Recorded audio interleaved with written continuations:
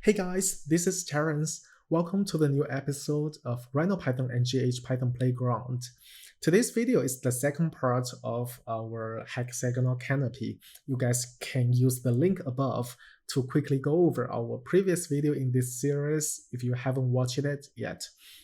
And today we will dive into each of the hexagons. The hexagon has a lot of potential for creating exquisite pattern, and the use of hexagonal patterns also have a long history in many Asian countries. So today we will work together to create 4 types of hexagon cells. We will start from a very simple one, then keep adding complexity one after another. Then we will also deploy these cells to a honeycomb pattern randomly for sure. Thus, we will create a very attractive structure. So let's get started. Okay, so let me bring up the process of creating these 4 cells. The first cell, or cell A, is the simplest one. What we need to do is just extract all 6 points from a hexagon, or 6 corner points. Then we use these 6 points to create a NURBS curve. But don't forget to put the first point at the end, don't forget to append the first point at the end of point list so we can create a closed NURBS curve. And just look like this.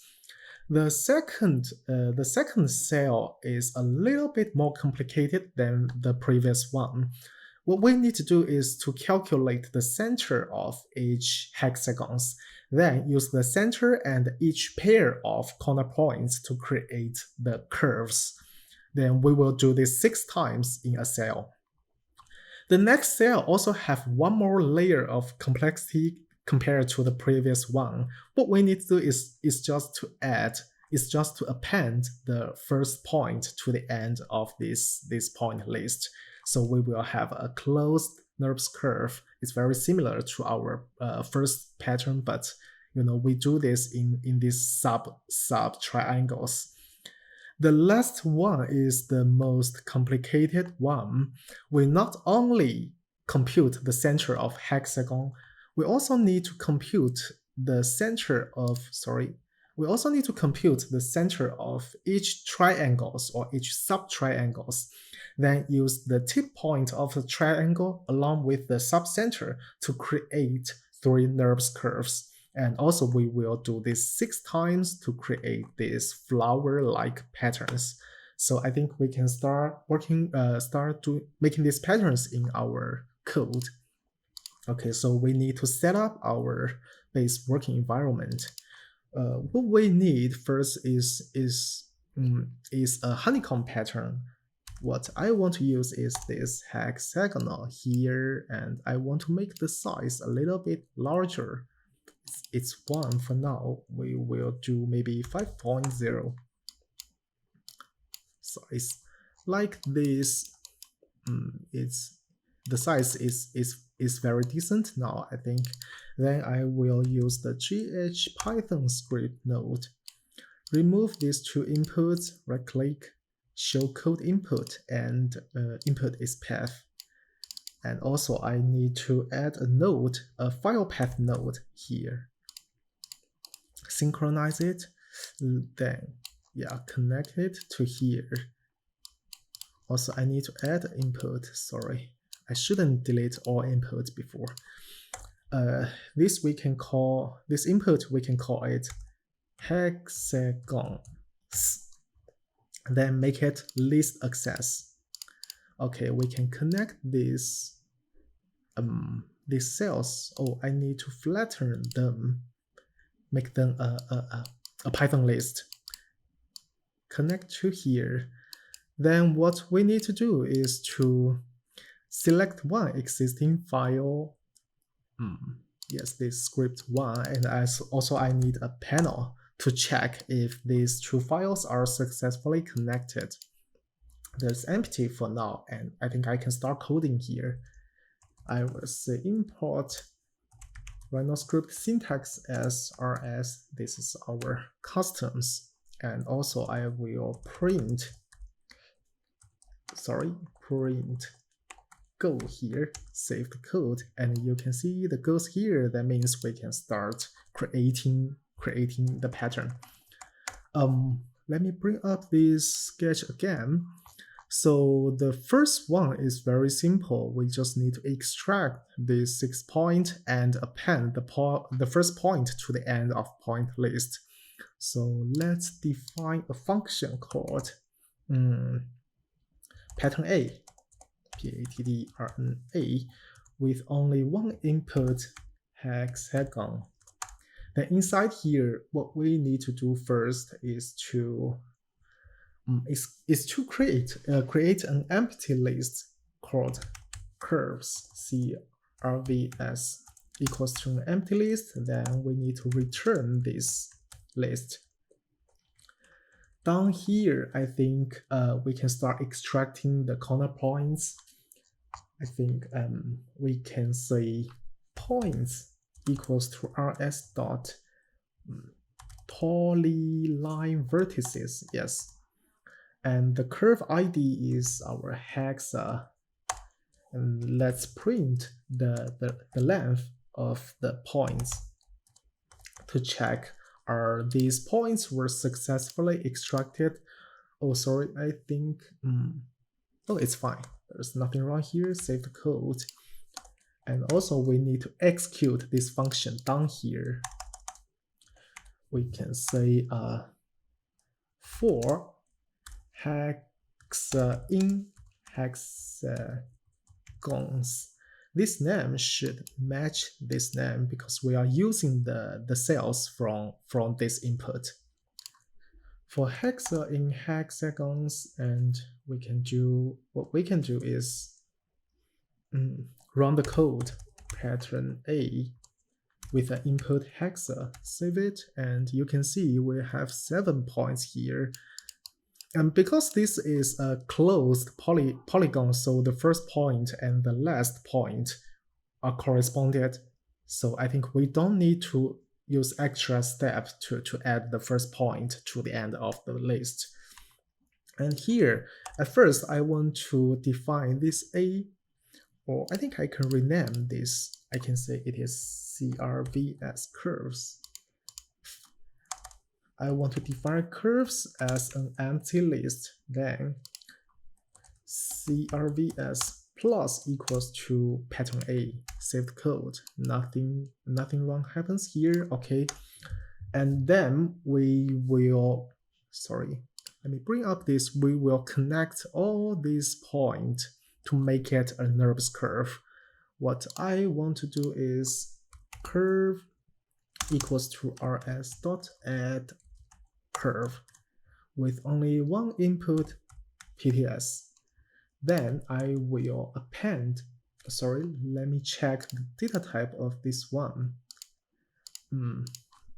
rs dot add curve, where is the output? Returns. Okay, it returns a single object, so I don't need to do any data processing. I can just say CRVS dot append CRV, save the code. Wow, we successfully created these voids, but now you can see the size is apparently very big. How about I modify the degree? It doesn't work, so I think we need to do some more processing inside this part of code. Something I can think about is to move the corner point inside. It's kind of scale, but we don't use the scale as the hexagon can happen in many surfaces. If we just use scale, that will cause some errors. So what I want to do is to move each point inside. So let's, I think we need to loop over each of the points here. I can say for correct indentation for PT in PTS, no, for I in range length PTS. and we should move each of the points towards the center of the polygon. So here I need also calculate the center of polygon. What I should do is to first what I should do is to use the average function, or to use the average method to calculate the center point of each hexagon. I can say center x equals to some value of some PTSI 0 for this should be a list comprehension. So I can say PTSI 0 for I in range length PTS minus 1, and I can do this 3 times, but this time we calculate the center y. Here should be 1, and I in range PTS, and here we should do the z value. Save the code. Something wrong happens. An indented block. Where is it? Oh, sorry. I should pass this one. Okay, now I think we have all center coordinates. We need to convert these coordinates into a center point. So I can say center PT equals to center X, center Y, and center Z as well. I think we can also display this center point to check if we calculate the correct center point. So here I will also append the center point into the curves list. So you don't need to worry about the data type mixture. We will fix this later. So at this time, we just append this center point to the list. Save it. I think, sorry, here should be rs.add point. And check if this works. Okay, it works, but center point. Yes, this is center point, but we only do. Oh, apparently it's wrong. How I can fix it? PTS1, PTS. Oh, why the spacing is so large? Oh, sorry. Yeah, I'm so stupid. It should divide the length of PTS minus 1. I forget to divide this part. Paste, and save the code. Yeah, you can see all the center point go back to its position. Then we need to move each of the point towards the center. So I can say I want to create a new point list. I don't want to pollute this PTS list. So I can say new PTS equals to an empty list. And inside these points, we will move each of the point inside point list a distance to make the circle smaller. I can say, so first we need a vector, right? We need a move vector. So move vector equals to rs dot vector subtract. The first input is our target, so we can say the first input is center point, and the second input is PTSI. Then we have this vector, we need to unitize it. We can say move vector equals to rs dot vector tor unitize. Yeah. move vector. And let's try to move this point. Let's try to move this point to check the result. I think then the next step is the point add. We will use the point add function to move the points. We can say new pt equals to rs.point add, and the first input is our pts at the index of I. The second input is our move vector. Save the code, then replace this value with our new PTS. But before this, we also need to append this new point into the new points list. We can say new pts.append new pt. Hope this works. Yeah, you can see this works. And also at this time, we want to have a control over the distance between the corner point and the distance of move. I mean, we want to make the circle has different size instead of have identical size. We will add some randomness here. So I want to add an input here. I want to say the offset distance. And to calculate this distance or to generate this distance, I want to use the random function. I can say import. I want to use from random import seed and uniform. Uniform is much handy than the random function, I think. So here we should define the seed value as 100, or at this time I can add another input called rSeed. Use the external input to control the seed of the randomness. And here I want to use the 1000 or maybe some value between 0 and 1000 here. And here I want to replace this value with rSeed. Save the code.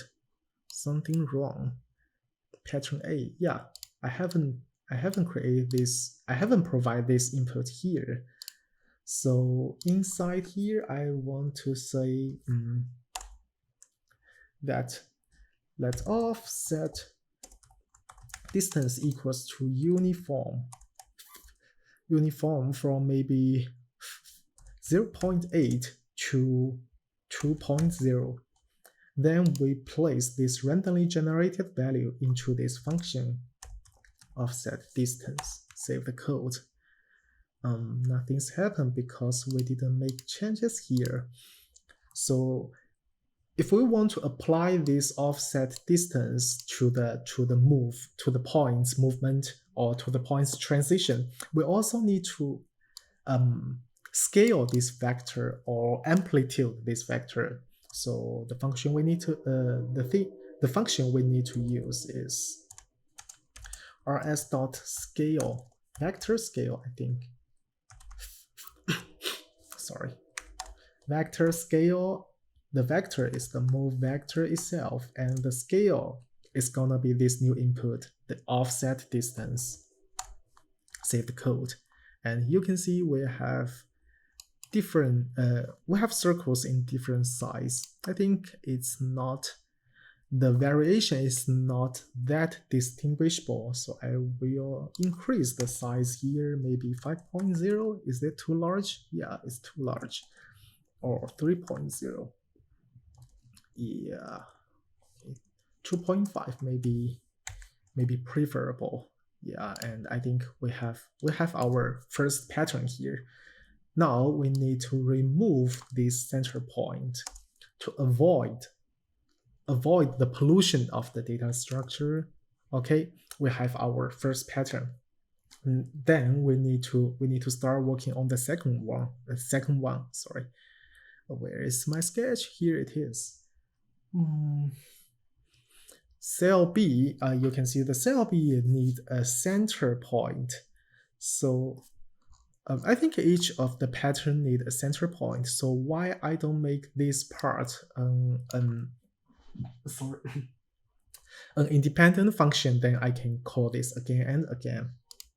So I will define a function called get average center with an input PTS. And inside this function, I can just copy this part of code into this function. Then replace this with a return, yeah. And let me check what else we should do.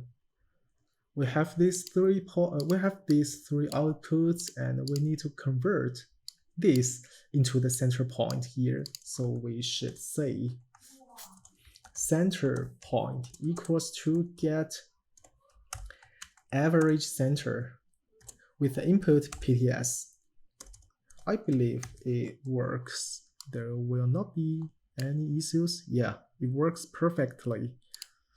And yeah, okay, we can start creating our second cell now.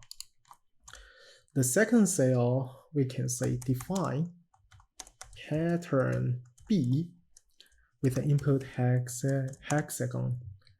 And inside here, first we need to extract the points, then we need to calculate the center. So I think these three lines of code are identical here. Paste it. Save the code. And also I think we need to modify this execution part, or executing. Sorry if I used the wrong word. I think it's executing. I will add a comment here to avoid this part of code mix with our functions. I can say executing. If I use the wrong word, please let me know. I'm a new English learner. So here, I think we still need to have some codes to control a randomness of assigning the patterns. Now we only assign the first pattern to all cells, but also I want to have choice. I hope some cells apply the pattern A, some cells apply pattern B. So here I also need to import another function in the random library. It's called rand int. It's called a random integer, and here I can say a pattern equals to rand int, maybe rand int1, and if pattern equals to 0, we do this.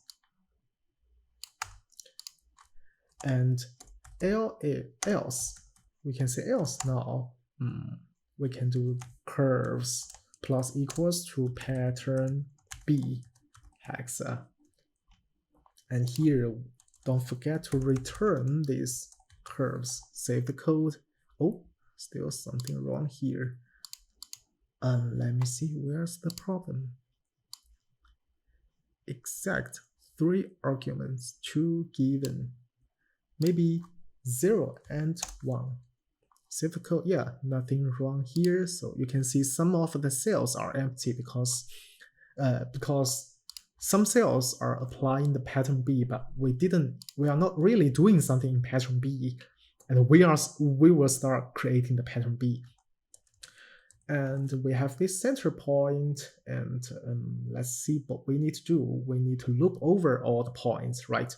We need to loop over all the points and find the first point, the center point, the third point, connect them into a NURBS curve. So I think we can do, we have the center, we can start loop over all the points. For I in range, length, PTS, -1. And PTA, we can say first point is the points at index of I. The PTB is the points at the index I plus 1, and we already have center point, we can say point list equals to PTA center point and PTB. Then we will draw a curve with these 3 points. Then we can say curve equals to rs.add curve with the point list as an input. Sorry. Then we append the curve to the curves list. Save the code. Yeah, you see we have all this. Maybe I think we can also connect all these curves together. We can connect them, make them one curve, or we can deal with this later. We just leave it as what it is now. So we have our second pattern. It's pretty simple, right? Then we will start working on the third cell. Most parts of this pattern are identical to pattern B, so we just copy this part of code. Then what we need to do is to add a point, to append the first point here to the end of each point list. I think we can just copy this part. I don't think it's a plagiarism if we copy our own code, so don't worry about this. We have this, and then we have PTA center point, PTB, PTA center point, PTB. Yeah, we still need this PTA. So we have this, we call this pattern C, and we will add more code. We will add some code here, or we will modify some code here. We can say L if pattern equals to 1, we do this, and L if pattern equals to 2, we will do the pattern C. Yeah, save the code. Yeah, and guys, you can see here, this is our third pattern, but it's not radical. I think it's too smooth. It's not radical. It doesn't create a very strong shape. So I want to modify this part a little bit. For now, by default, this add curve function generate curve in the degree of 3. The higher the degree value, the smoother look the curve. But normally we just use 3 as our degree value. We don't use a larger number because that will increase the burden of our CPU. So here, I want to decrease the degree by 1. I want to use the degree of 2. Save the code, and the pattern becomes radical. We have 3 patterns now, and I think we only have the last one we need to do is this one. But before start working with this one, I want to organize the code a little bit. I want to remove the space here because I don't want my code looks completely chaotic. I can say, I want to add a comment here. I want to say pattern A. Copy this one and paste it here, called pattern B, and pattern C. Yeah, now we can start working on the pattern D. Pattern D is by far the most complicated one. I will put this aside to avoid myself getting confused. We can say define. I will add another comment here. Pattern D, and define a function called pattern D with a hexagon as input. And also we need these 3 steps. We need these 3 lines of code. Save it, and yeah, we need to modify here. We can say else curves plus equals to pattern D, yeah, hexagon, and increase this number by 1. Save the code. Something's wrong happened. Line 80. Oh yeah, I haven't returned the curves yet. Return curves. Save the code. Okay, you can see some spare shells here. Sorry, wait a minute.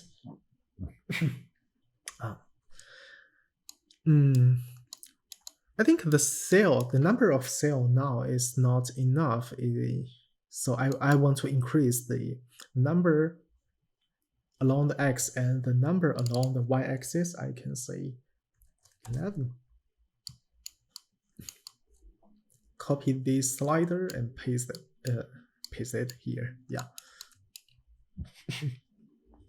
Now we have enough cells. We can see the difference between each cells, or we can also find out some parts could be the pattern D.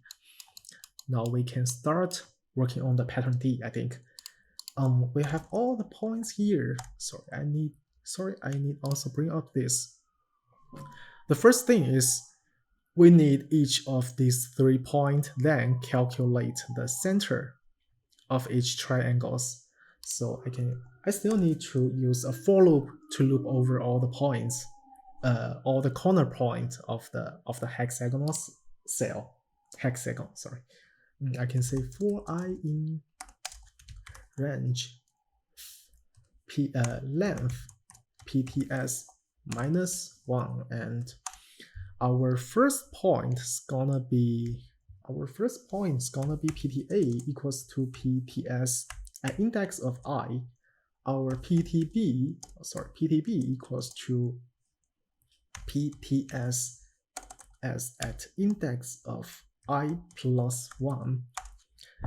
Then we need to calculate the subcenter here. So we already have these 3 points. Yeah, we have center here, and we already have get average center function. So we can use that function to calculate this subcenter. We can say subcenter equals to a list with PTA, PTB, and also the center PT. Save the code. Nothing wrong happens. That's a good news. So we have, we need to, I made some, I was sorry, I'm a little bit confused by myself because I'm speaking English. It's not subcenter, it's just creating a point list. Then we will use this point list to find a point center. PT center. It's called subcenter. And we need to use this function get average center. Paste it here at the pattern D function. And here we need to replace the PTS to PT list. Save the code. I think this time, yeah, it also works. Now we have all these 4 points. We need to start constructing these curves.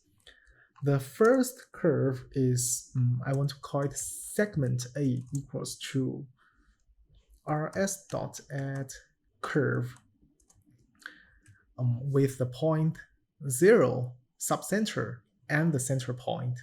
So it should be PTA and subcenter and the center point. The segment B is gonna be at curve. The segment B is center, subcenter, and P1. We can say the center PT, subcenter, and PTB. And the third and also the final curve in this triangle is PTB. PT1 also refers to PTB here. PTB, subcenter, and PT1. I can say segment C equals to rs dot add curve. no, it's PTB, Subcenter, and also PTA. Yeah, I think we have these three curves. Then we want to join these three subcurves.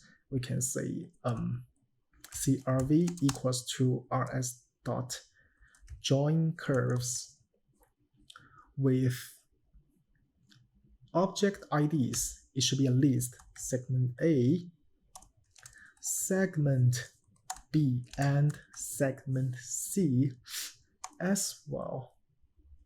I think we have this, then we just need to append this curve to the curves list. Append CRV. Save the code. Nothing happens here. Why? Oh, I got it. I got it. If we hover over this variable, you can see the type. The type of this variable is a list, because the output or the return value of this function is gonna be a list. So I just need the first value. So we have this, and it looks also smooth. What if I change the degree of? Sorry, wait a minute. Let me check. Is there anything wrong with this part? Why it looks so different from my this one? Am I missing a curve? There are only two curves now. We need three curves, right? So PTA, PTB. First, let's check the length. Oh no, it shouldn't be the length. Yeah, first let me check the length of this curve. Save it, and I will say print CRV length, CRV, save it. 1, it's all 1. I don't think there's nothing wrong inside here. When we append this, if 0, it's apparently wrong. What I can do, what part I can modify to at least correct this problem. PTB, yeah, and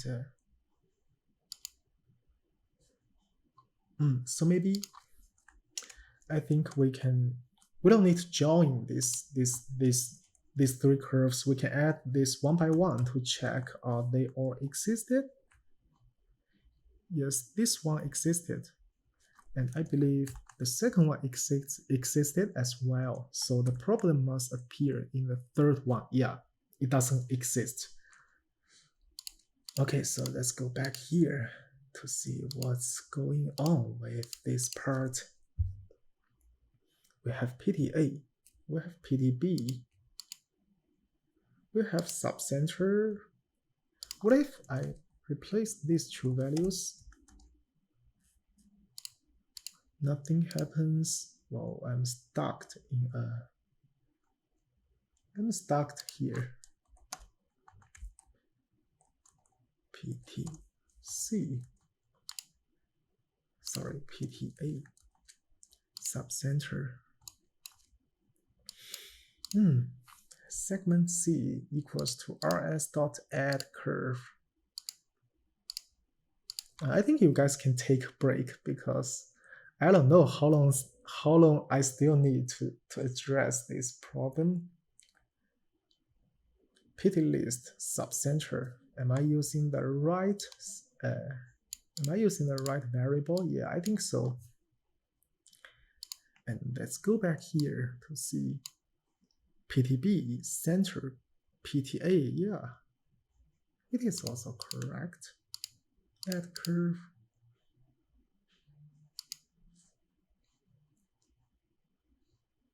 It's really very weird.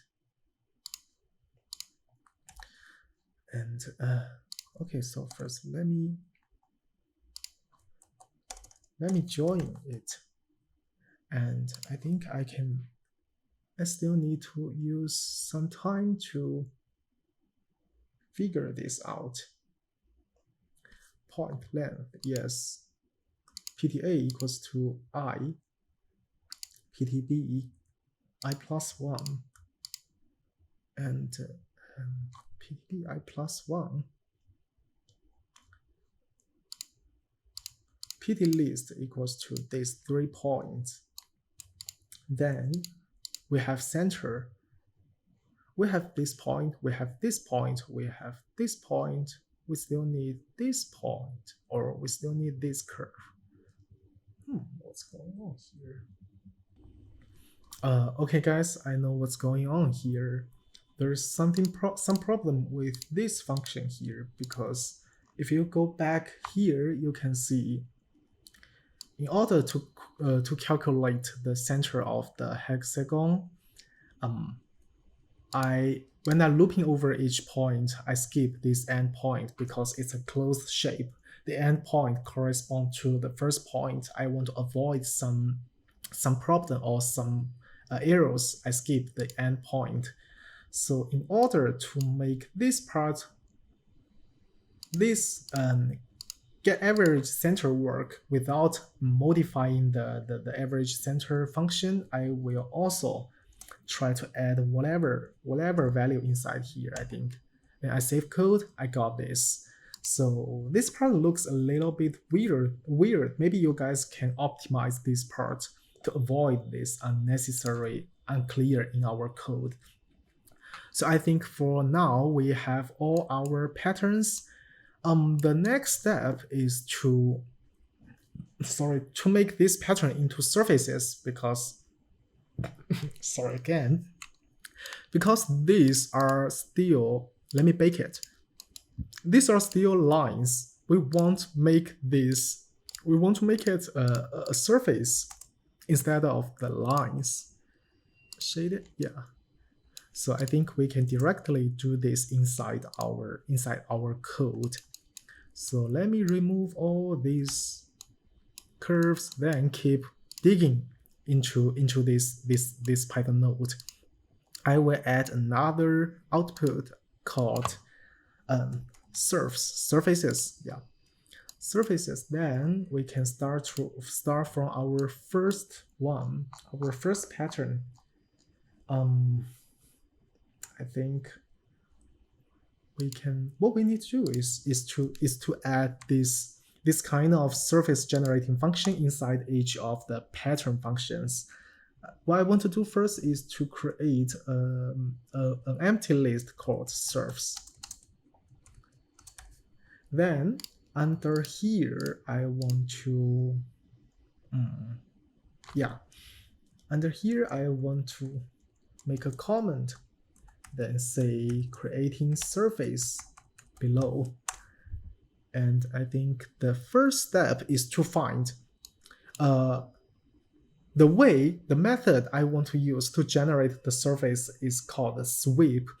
And some of you might think about it's a very simple shape, why we don't use the loft. But the loft in Python sometimes generate a lot of errors. I want to avoid all those errors. So I think the sweep is gonna be the most reliable one. So I will use the sweep to create surfaces inside each cell.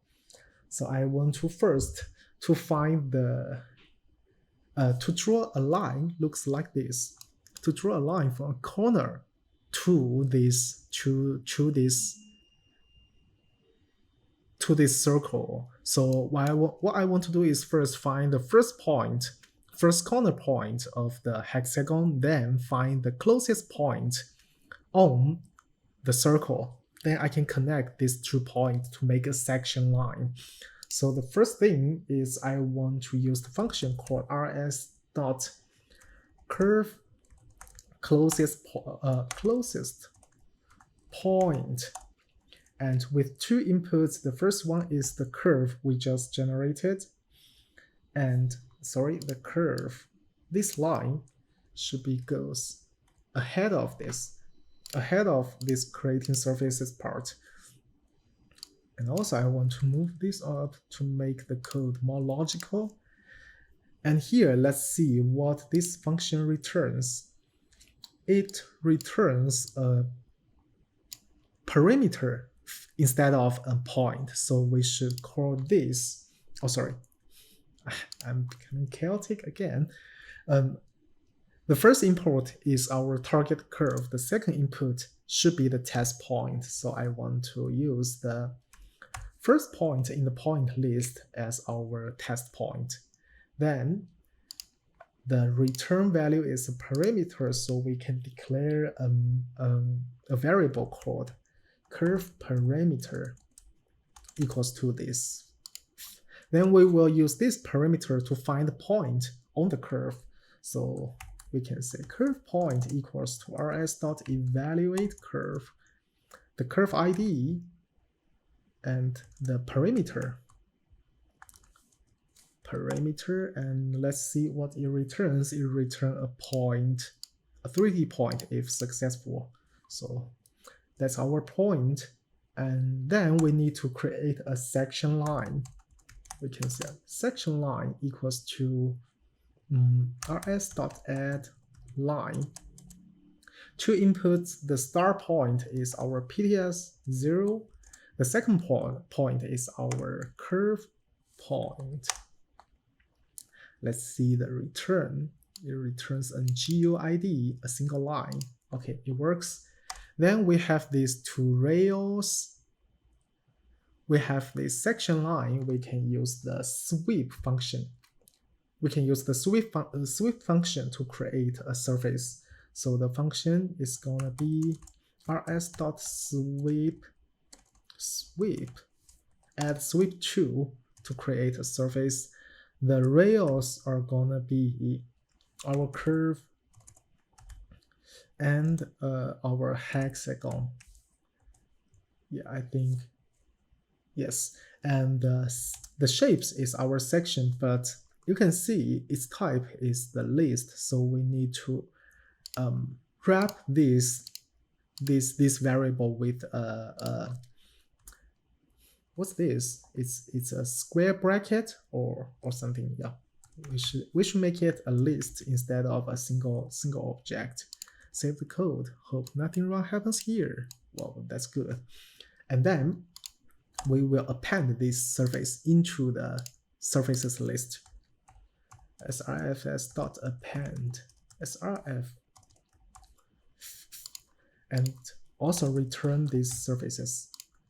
Then we need to also modify our executing part. Remember, this is our pattern A here. We were working on pattern A in our past several minutes. Then we go down to this executing part, and we need to modify this part now because now we return two things. The first one is the curves. The second one is the surfaces.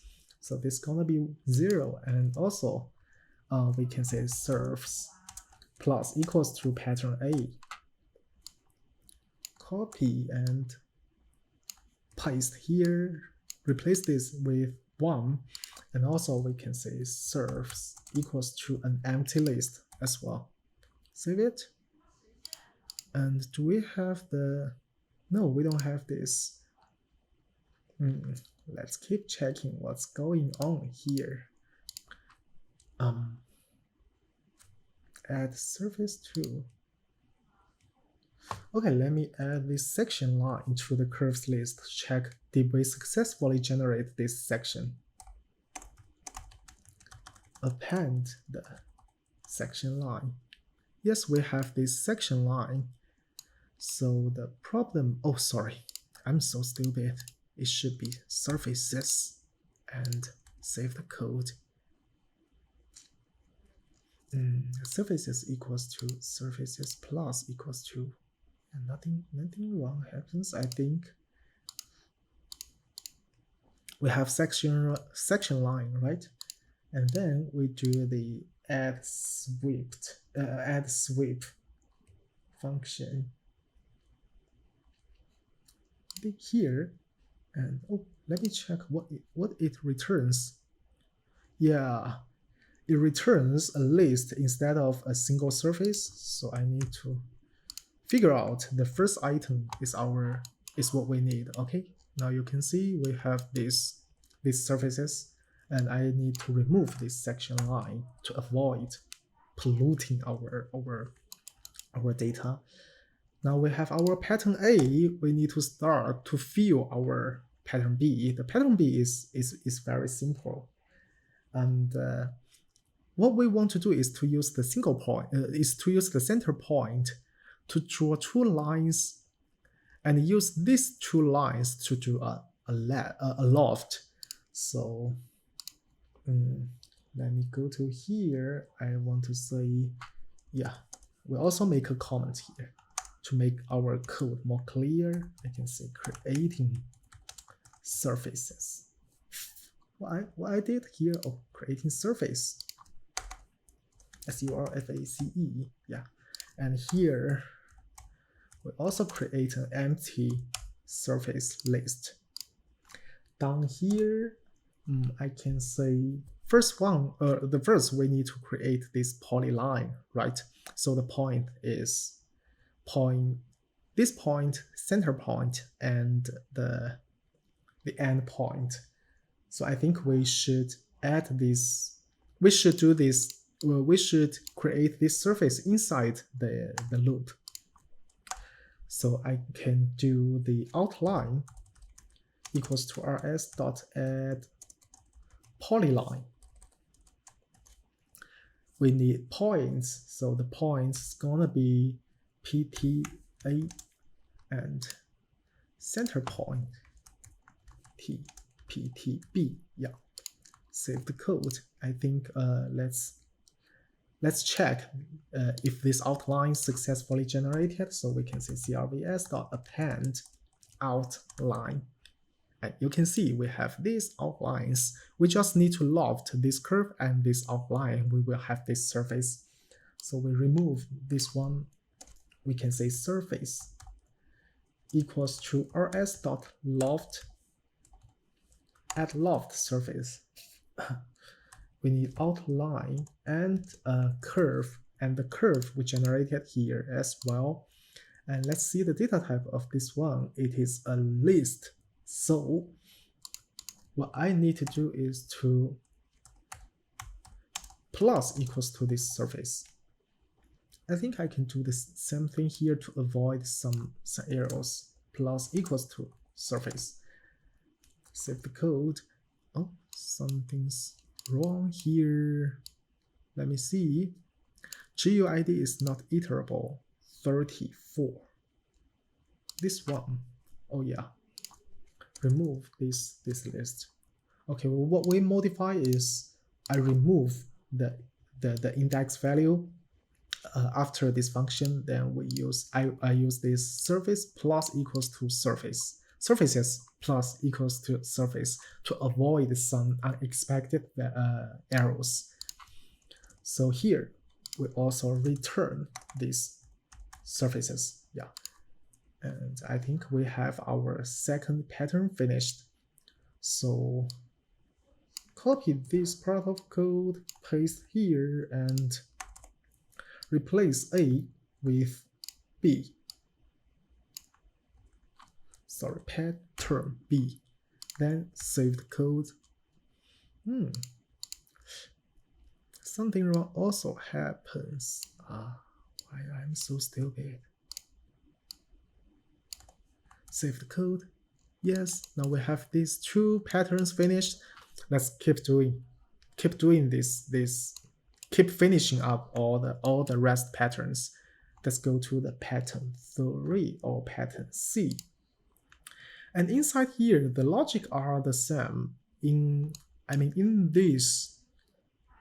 this pattern, we create this polyline, loft it with this curve, and in here we will create a triangle. But we don't loft these two curves. We just use the same method as our first pattern. We draw a section line, then do the sweep to. So what we need to do is I think we also need to work inside this for loop. I will do a comment called creating surface. Then inside here also we need an outline. Yeah, we need an outline. Outline equals to rs.add polyline with all the points we needed.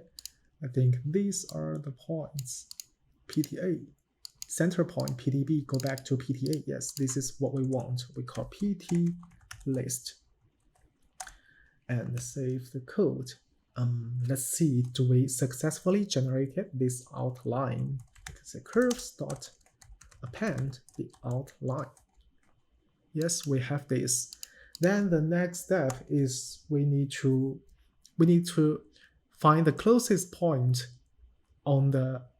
find the corner points closest point on the curve. So maybe we can go back here. We can go back to first pattern, but why don't we type it again? We can keep typing. Then after doing a lot of typing, we will memorize what we did. So I can say first curve parameter. Curve parameter. PARA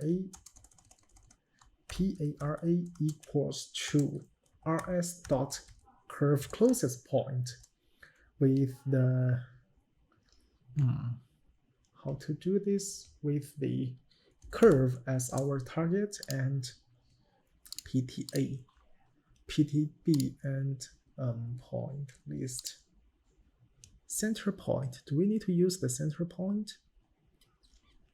Yes, we need to use the center point here. We want to project this center point to the curve. So we use center point. Then we can generate this point with rs dot evaluate curve, I think. And we have our curve here. We need the curve parameter. PARA, and then we can add a section line equals to rs dot add line, I think.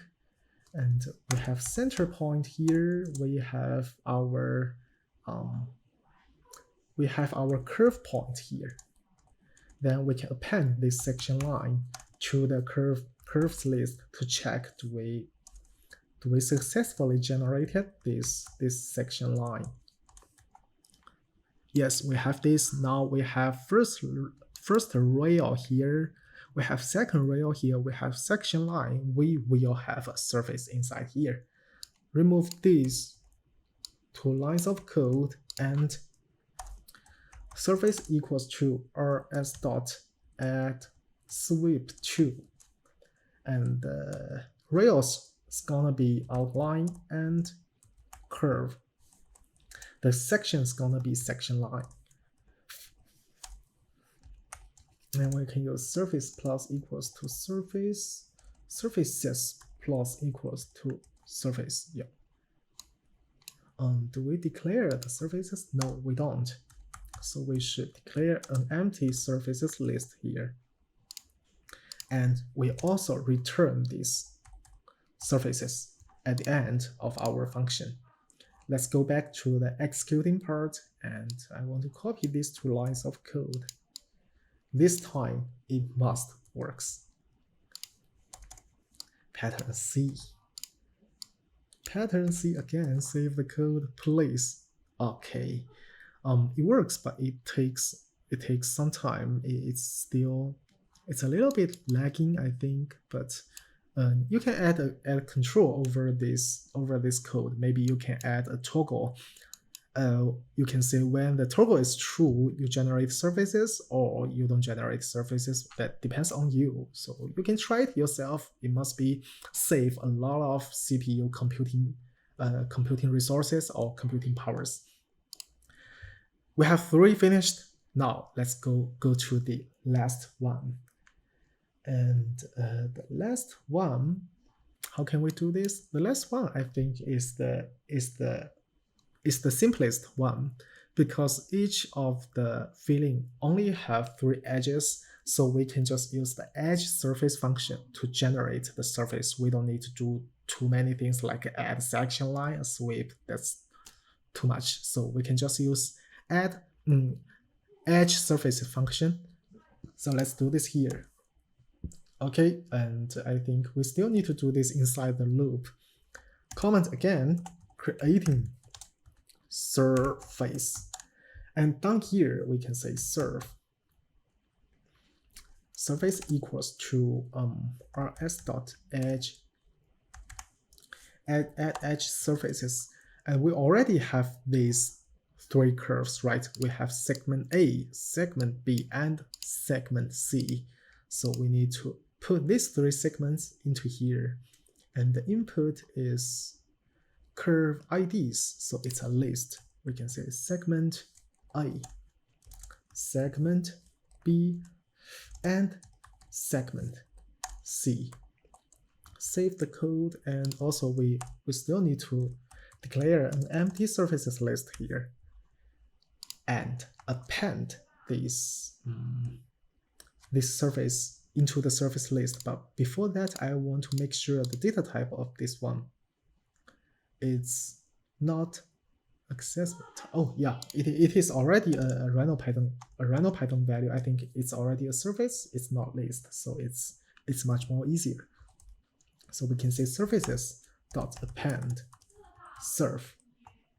Save the code. If nothing wrong happens, that's a good thing. So we'll return these surfaces again. And also we need to replace this line of code to 2 lines of code. Modify this from C to D. Do this as well and save the code, please. Okay, it works. And well, it's a good story that it's not story. It's good that we finish this pattern now. So I think we have all we want today. One thing I want to mention that you guys can also use the honeycomb pattern we generated from our previous video. We can use those patterns, or I can say we can copy and paste those patterns to this file and connect those polylines into this hexagon inputs, because the hexagon doesn't necessarily mean it is hexagon. It just needs to be a polygon with 6 points in a row. So with that kind of shape, you can generate a very dynamic, very attractive pattern. So I think that's it for today's video. Thank you so much for watching this video. Thank you so much for your patience following my steps and tolerating my errors. I have too many errors today, but actually I did a little challenge today. In my previous video, I prefer to separate my recording process into many steps. Like when I finish pattern A, I stop and take a rest. Then I start recording pattern B, then pattern C. Because I'm still new to YouTube. Oh, I mean, I'm still new YouTuber. Maybe I'm still new YouTuber, and I stream these videos in English. So I think sometimes keep speaking English might be a burden for me. But today I want to challenge myself. I want to do the whole video continuously without stop. So I think I made it, and thank you guys so much for staying with me. And if you guys have any comments, have any thoughts, please let me know in the comment or in other ways if you have my contact. Yeah. And that's it. Thank you so much. See you next time. Bye bye.